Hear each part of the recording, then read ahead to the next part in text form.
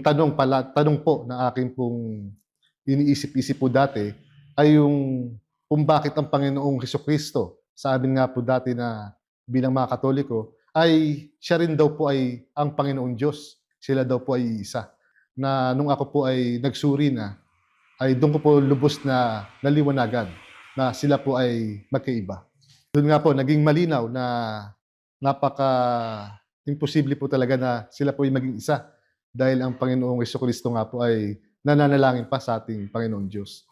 So doon pa lamang po talagang nalinaw ko na po na wala pong katotohanan talaga ang aking yung pagkakaunawa ko po dati. Ang nag-iisang tunay na Diyos ay ang Ama na binanggit sa mga talata sa Biblia. Malinaw na talagang nag-iisa lamang po ang ating Panginoong Diyos. Napakahalaga po na nakilala ko po ang Ama bilang tunay na Diyos at ito po ay naging dahilan para ako po ay magkaroon ng pagkakataon na maligtas, masunod ko po kung ano pong dapat ko pong isabuhay bilang isang kaanib po sa Iglesia ni Cristo.